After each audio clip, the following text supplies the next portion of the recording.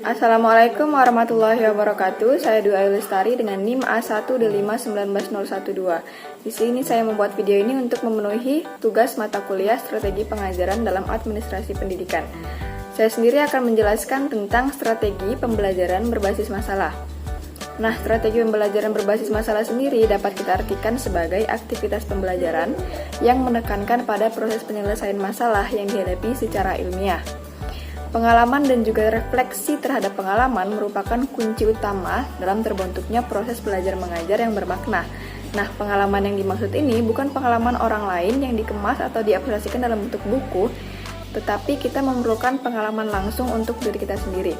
Nah, bentuk-bentuk pengalaman itu dapat kita peroleh melalui strategi pembelajaran berbasis masalah. Nah, melalui strategi pembelajaran berbasis masalah ini, kita menjadi lebih mandiri dalam melakukan analisis masalah sebelum mengumpulkan informasi terkait dengan pembelajaran yang akan dibahas. Nah, ada 5 prinsip utama yang mendukung strategi pembelajaran berbasis masalah sebagai metode mencari informasi yang selaras dengan teori pembelajaran psikologi kognitif. Yang pertama yaitu pengaktifan pengetahuan yang sebelumnya. Kemudian yang kedua, berbasis masalah pengetahuan. Yang ketiga, restrukturisasi pengetahuan supaya sesuai dengan masalah yang disajikan. Yang keempat, keingintahuan epismetik. Dan yang kelima, ketergantungan pembelajaran secara konseptual.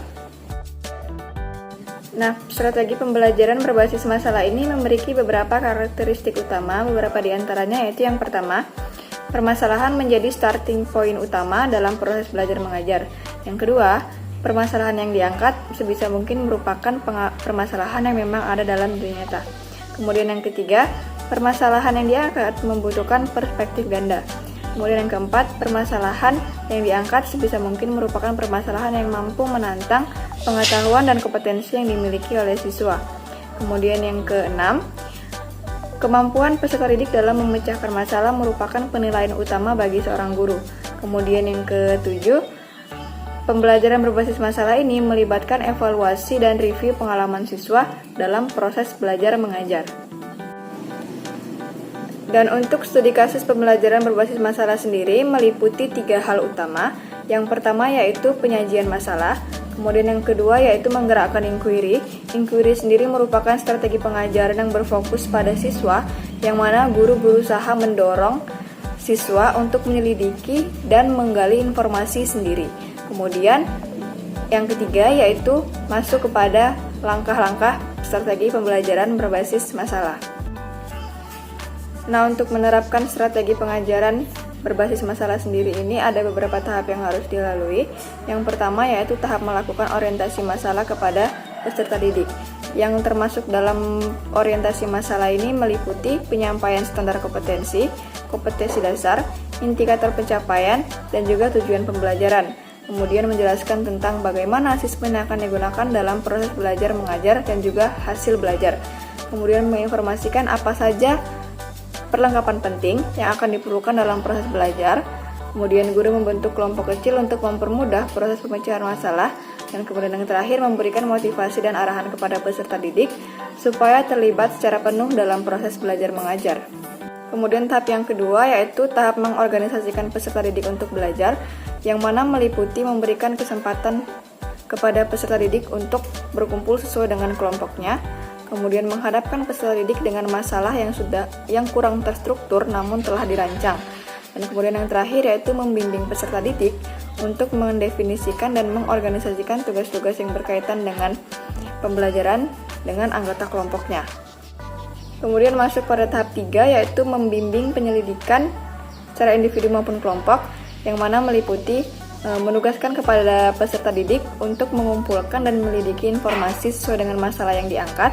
dan juga membimbing peserta didik untuk menganalisis informasi yang mereka dapatkan.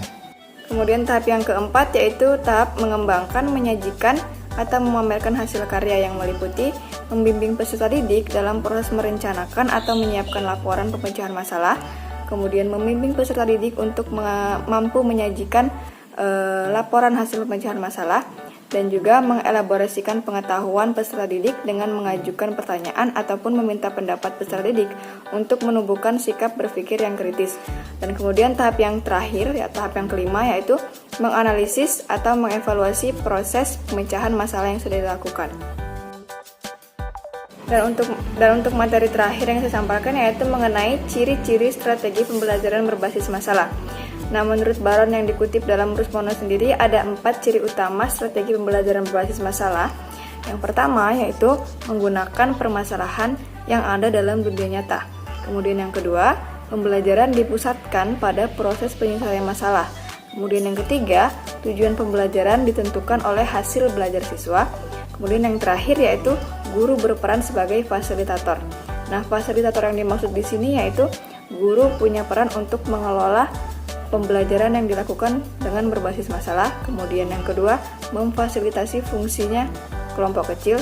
Dan yang kemudian yang ketiga yaitu memandu siswa untuk mempelajari dan menganalisis informasi yang mereka dapatkan terkait dengan masalah yang diangkat. Nah, komponen berpikir kreatif merupakan komponen utama yang ada dalam pembelajaran berbasis masalah. Ada 4 ciri utama dalam komponen berpikir kreatif. Yang pertama yaitu ciri fluence, yang mana kita dituntut untuk mencetuskan banyak ide, banyak jawaban, banyak penyelesaian, dan juga banyak pertanyaan. Kemudian ciri yang kedua yaitu flexibility, yang mana kita dituntut untuk mampu menghasilkan gagasan, pertanyaan, maupun jawaban yang bervariasi, kemudian mencari banyak alternatif yang berbeda, dan juga mampu mengubah cara pandang atau cara berpikir. Kemudian ciri yang ketiga yaitu originality, di mana kita dituntut untuk mampu melahirkan ide atau ungkapan yang baru, unik, dan tidak lazim. Kemudian ciri yang keempat yaitu elaboration, yang mana kita dituntut untuk mampu memperkaya atau mengembangkan satu gagasan, kemudian menambah atau memperinci detail-detail gagasan tersebut atau objek tersebut sehingga menjadi lebih menarik. Baiklah, sekian penyampaian materi dari saya. Semoga bisa memberikan banyak manfaat. Apabila ada salah kata, saya mohon maaf. Saya akhiri. Wassalamualaikum warahmatullahi wabarakatuh.